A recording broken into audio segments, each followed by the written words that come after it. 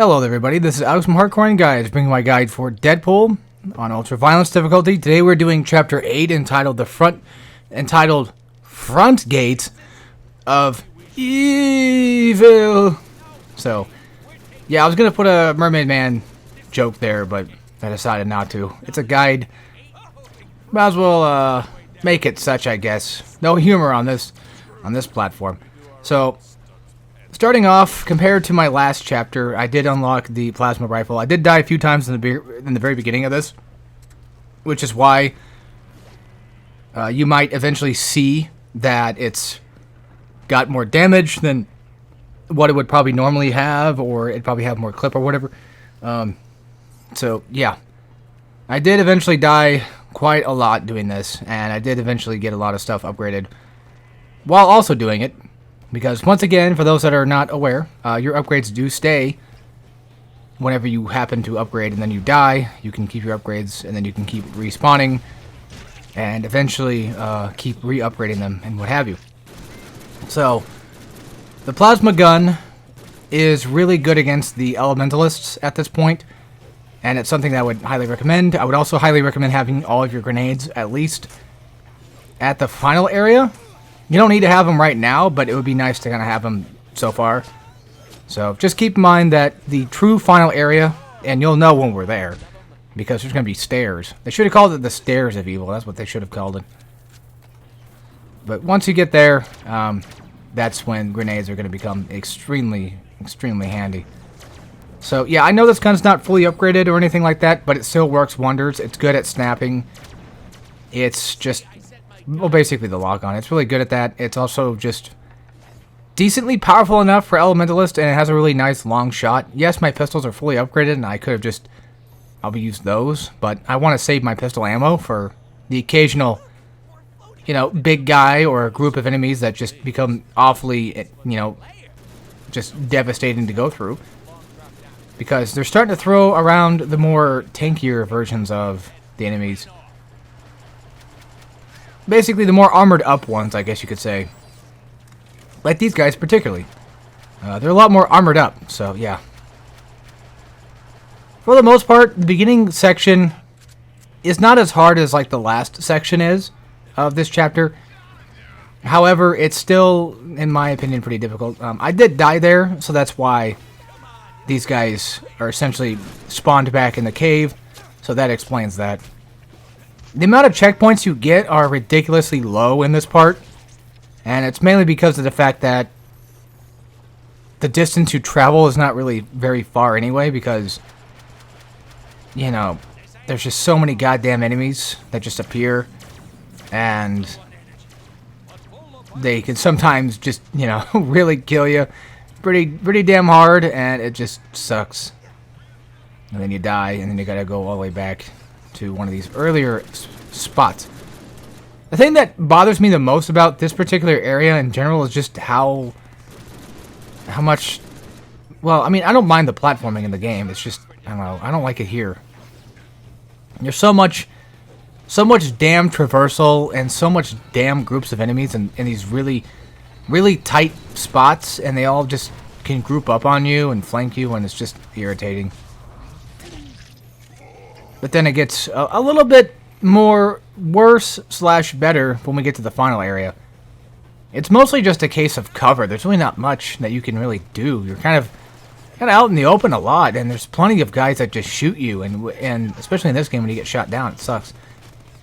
So for those that are not or haven't seen my earlier episodes, something to keep in mind is I tend to go for execution kills a lot, which is basically you put the enemy into stun, and then you press circle or whatever your proper button is at the time, if you're playing on Xbox or whatever. Then you press circle or whatever, and then you execute the enemy. So one thing you can do is, especially if you have the swords variant of it, a little fun trick you can do is if you knock the enemy on the ground, you can go for the gun one, yes, but you don't have a lot of time. Especially if you were trying to get a bunch of enemies in a row. There's not a lot of time between them, you know, being on the ground.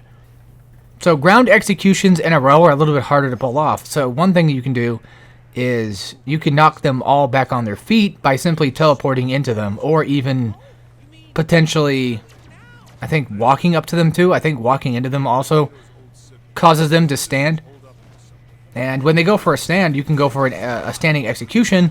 And standing executions are, in my opinion, a little bit better because they're faster and you can do them more often in a row. Don't mind me throwing grenades. I don't know why I do that for. I just have a bad habit of doing stupid shit, so I would suggest not wasting your grenades as much as you possibly can. Just try to save them at least for the final true encounter.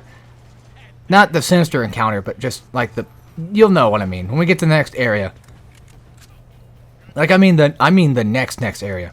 So, yeah, at this point, I started buying some more stuff. I eventually buy the shotgun, if not now. I think I buy the rest of this stuff. Yeah, I had the money for it, so I bought all of them. And the thing to keep in mind, though, is in order to get upgrades to unlock, you have to kill enemies for that to happen. So, do bear that in mind that that's something you're going to have to grind for. It's unfortunate, but it's just the way that it is. I would highly suggest that if you're watching this, you're either A, too far in at this point and there's no going back, or B, you could probably just, you know, do the death loop trick, I guess you could say. Not death loop the game, but, you know, death loop as in, like, continuously die, respawn, kill more guys, get more upgrades. You could always just grind for it that way if you really wanted to, but... Yeah, I kind of went through the whole game, for the most part, with just mainly swords and pistols, and I didn't think about the consequences. I didn't think that you have to actually kill enemies to upgrade your other weapons, so that never became a thing of mine. And that's why a lot of my weapons are kind of a little bit weak right now. They'll eventually get strong later, but, you know, at this point in time, they're pretty weak. You don't really need everything. I would suggest having shotguns, especially. You don't really need the plasma rifles if you don't want to, but those also are pretty nice against at least the elementalist guys, so that's why I recommend that. Yeah, whenever things get kind of tight, just throw a flashbang and run away, and then run back and go for an execution kill. But do be careful, though. Be as careful as you possibly can be. And every step that you take, make sure you're checking your left and your right. Because you want to make sure that everywhere around you, you want to make sure doesn't have some asshole shooting you with guns. That's the main thing I can give you for advice here. The rest is on you. The rest is up to skill at this point.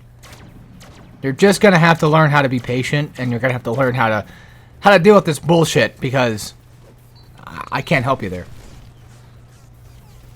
I can only really give you so much advice. I can just tell you the things that I bought, you know, the things that I do. Sorry.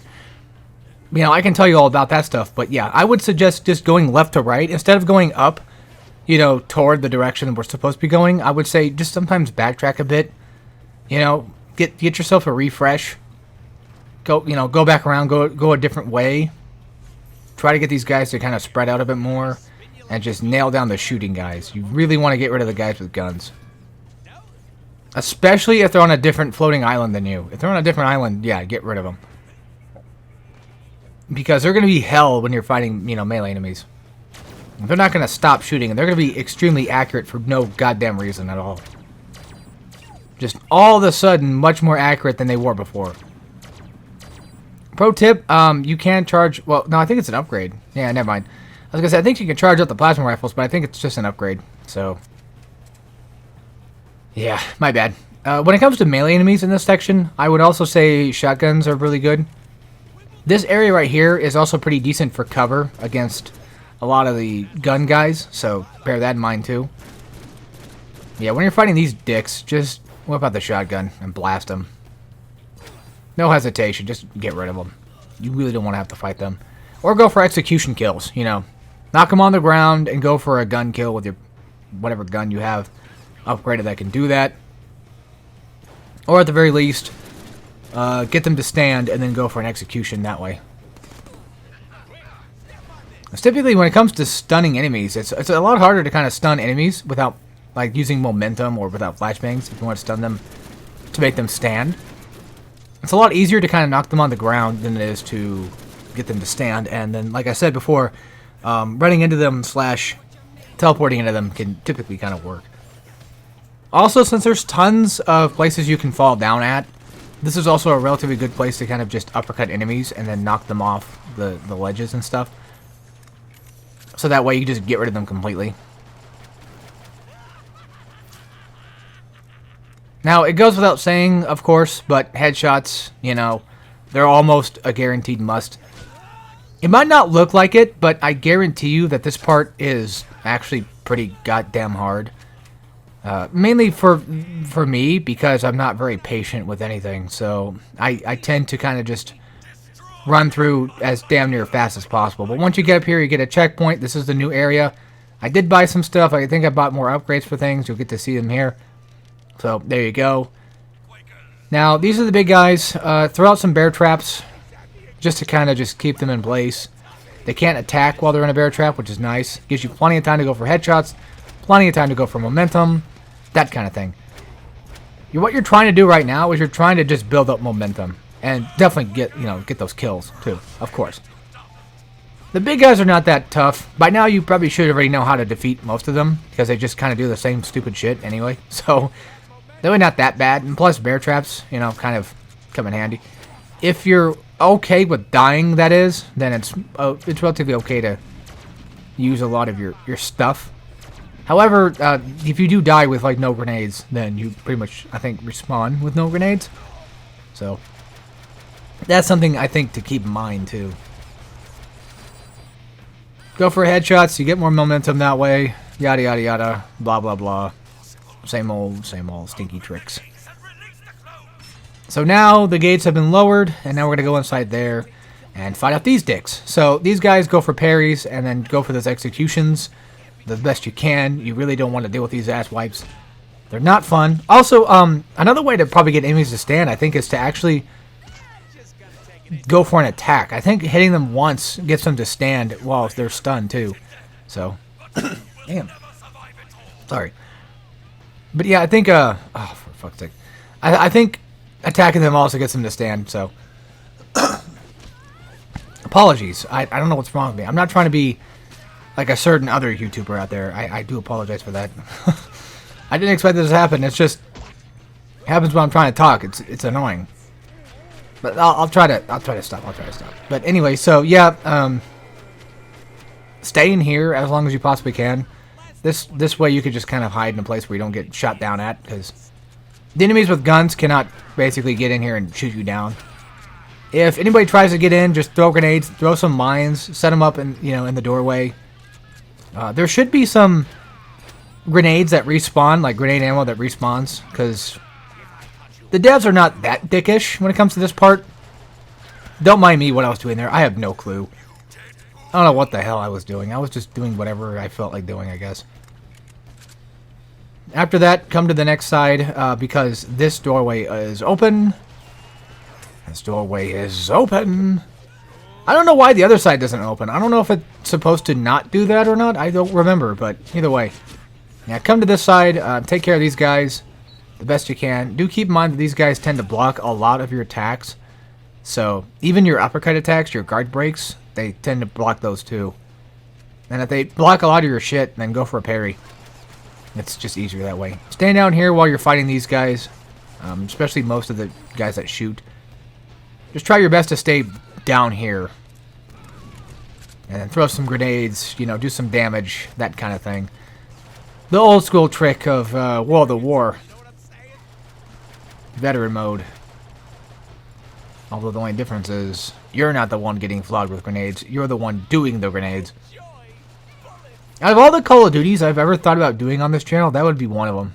I think beating that game on veteran mode would be a rite of passage, I guess you could say. It would finally be like a, thank God I finally beat that fucking thing on veteran, because Jesus Christ. I still feel like out of all the COD campaigns, I feel like World at War is definitely still one of the best. If potentially not the best. I mean, I also liked Black Ops as well. I haven't played Cold War's campaign yet. I do actually have Cold War. Make fun of COD, all you want and all that, of course, which is fine. If you don't like it, that's fine.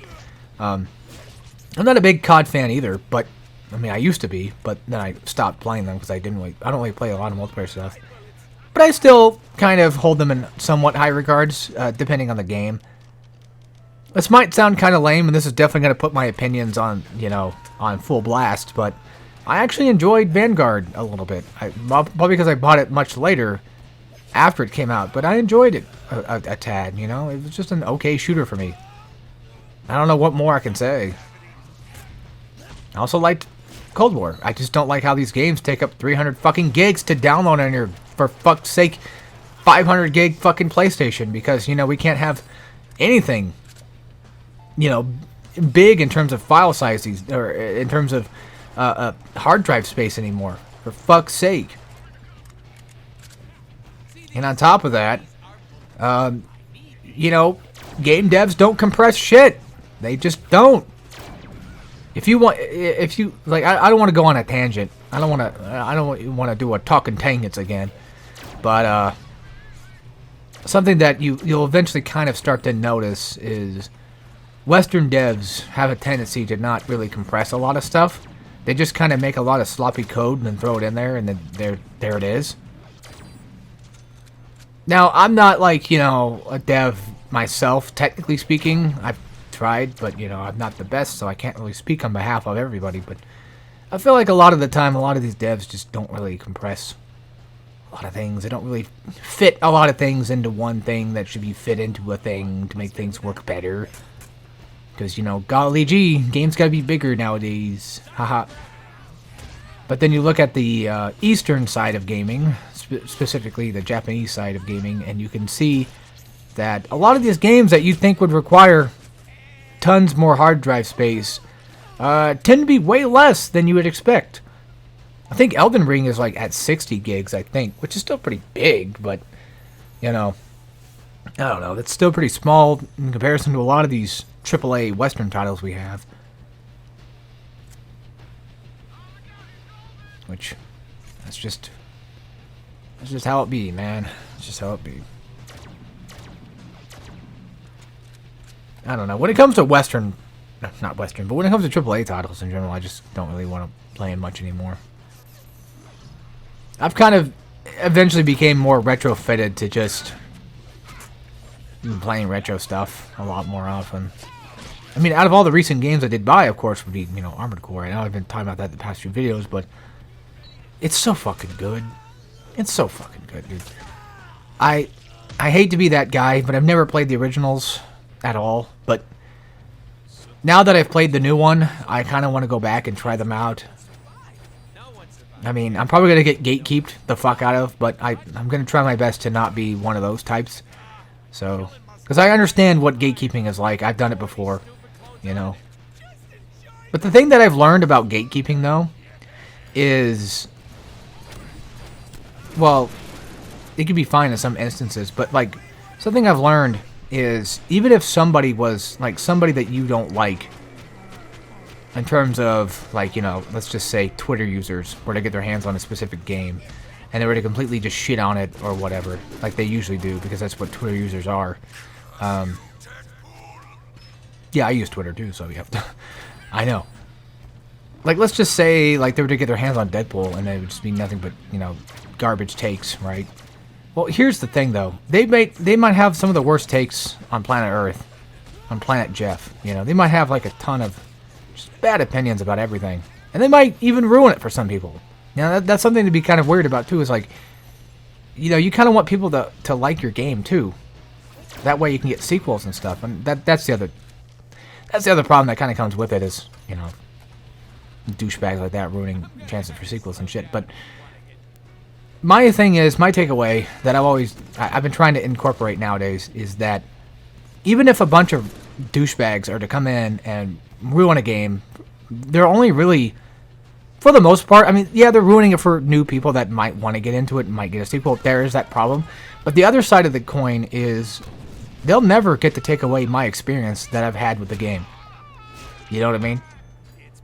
Like, with Persona 3, like, I guarantee you that, you know, the Persona 3 remake is going to probably piss a lot of people off. A lot of Persona 5 players are going to get mad. And that's just how it's going to be. But, they'll never take away my experience. So, fuck them.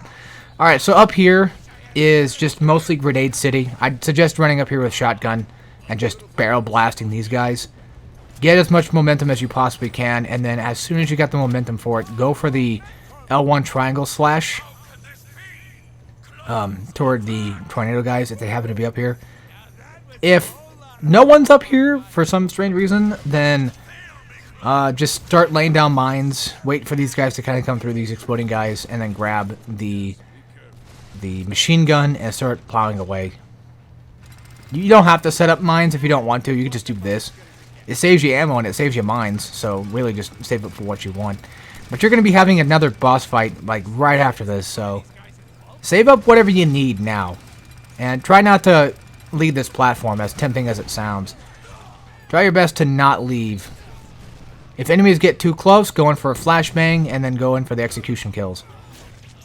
They're not going to give you invincibility frames or anything like that, but at the very least, you can get some executions, especially for these guys that block your attacks a lot.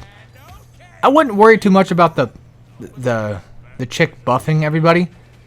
So, she's just kind of here. If things get really bad, then of course I go for the slash kills. The R slash kills. I don't know. That was a bad Reddit joke. Now I'm going to get in trouble from Reddit. Yeah, I bet YouTube's going to come toward my way now. Bear traps are also extremely great to have, as you can no doubt tell. It really just sticks them down and they can't do shit for a good while. And it gives you plenty of time to get these kills. Like, they last an outrageous amount of time. It's crazy how good bear traps can be. Especially if you were to bear trap and mine at the same time, then you could probably blow somebody up with it. So after the attack buff is gone, and after the blockers are gone, now we're going to be having the tornado guys spawn in, and we're going to have the magic guys. So basically what I do is I just go for the slash kills to make my life just a little bit less miserable here.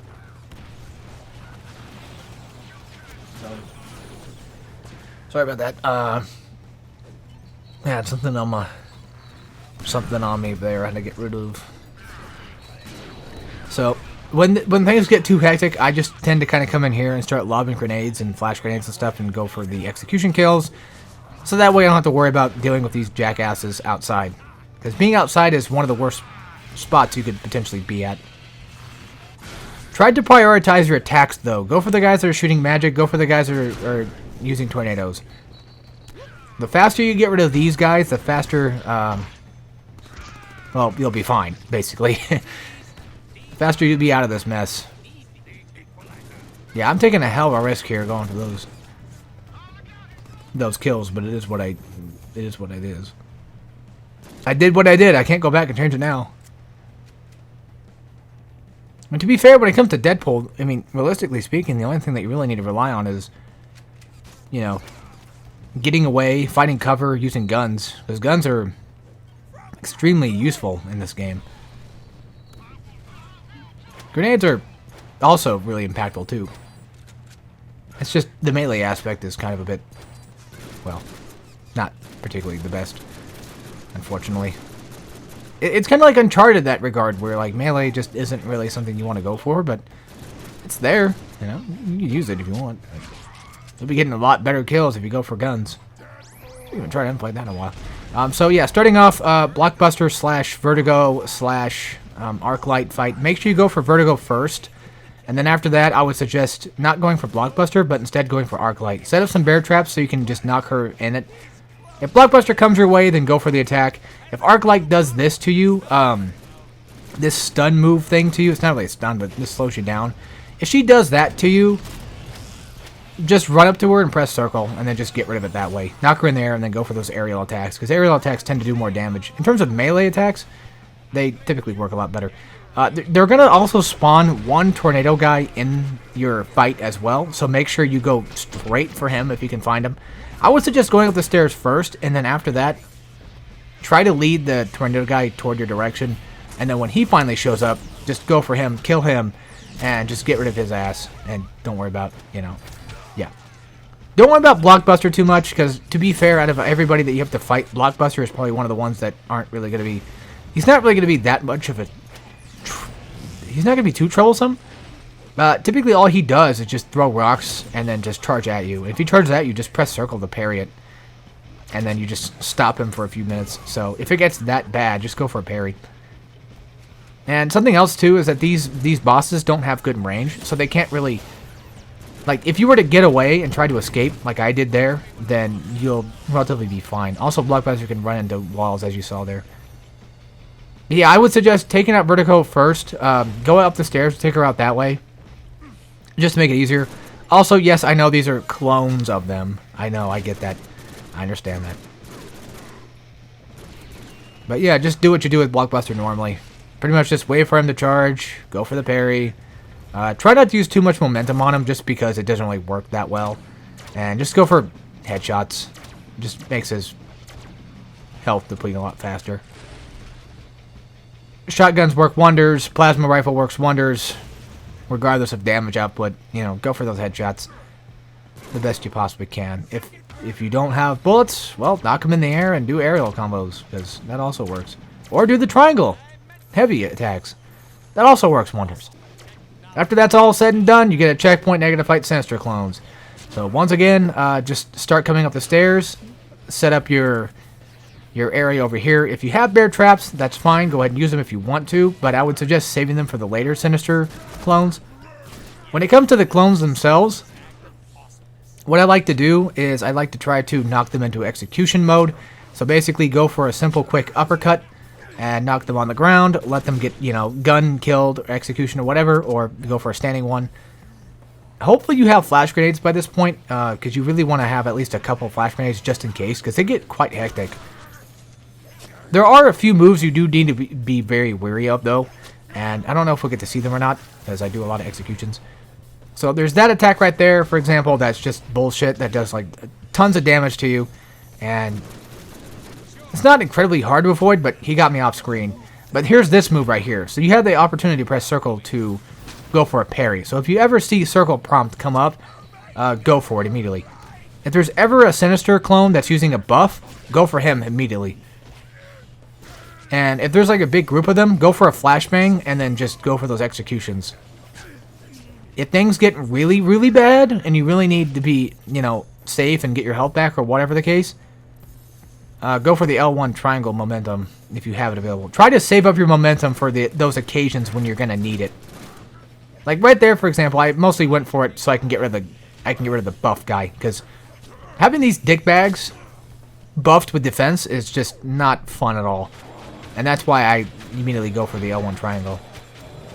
Now, do keep in mind that I think they can grab you out of your momentum, so that's something to be kind of wary of too.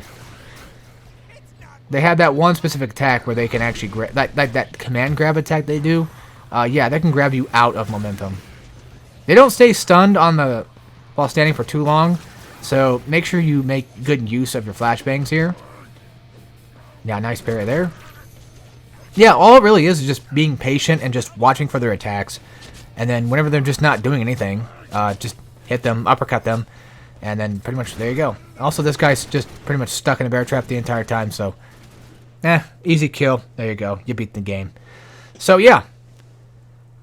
Oh boy. That's Deadpool on Ultra Violence mode. I don't really want to keep this video going on for much longer. I typically say that all the time anyway. Also, it's really nice of Deadpool to at least know my size, you know, so I'm surprised that he knows how big I am in real life. But anyway, that's it for that. This was a pretty fun-ish ride. It had a couple levels I didn't really like, but, you know, other than that, it's a pretty fine game.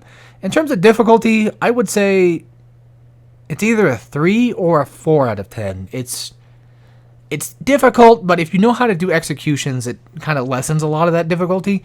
And if you use guns a lot, it definitely lessens the difficulty. But it's more so the amount of enemies you have to fight and those specific chapters that just really kill you, that make the game hard. But other than that, the part that I'm sure people probably are waiting for, the plan is, for what's coming next, I should say. That's the context here. I want to do Dead Space 2 on Zealot next, and then after that I want to do God of War 3 on Chaos mode. However, I don't know if I'm going to do them right now. I don't know if I'm going to do Deadpool or Dead Space right now. Because I have some time off. But I kind of want to focus on other things too. So we'll see if I actually do it this week or if I just jam them out, you know, and get them done. However, there is another game that could potentially fall between those cracks. and that's Armored Core. If I happen to beat Armored Core and I feel like I did a good enough job at it, maybe you might see an Armored Core 6 guide. I don't know. But other than that, yeah, that's mostly it. I'd say 4 out of 10 for difficulty. It might change on the playlist. If you're curious, just check out the playlist description and you'll find out whether or not I give it a different score. It'll be a solid 3 or 4, you know, because it's quite tough. It's a lot harder than Wolverine, I can tell you that. But yeah, other than that, thank you guys for watching, and I'll see you all next time in the next guide. So, I got nothing else going on my main channel, or I got nothing else going on anywhere else, really. So, yeah, I think that's about it. So, stay tuned for Dead Space 2. Follow me on my main channel. I got stuff in my description below you can check out. You can find out what I do there. And, yeah, so have fun, play some games, enjoy yourselves. And as always, take care, everybody.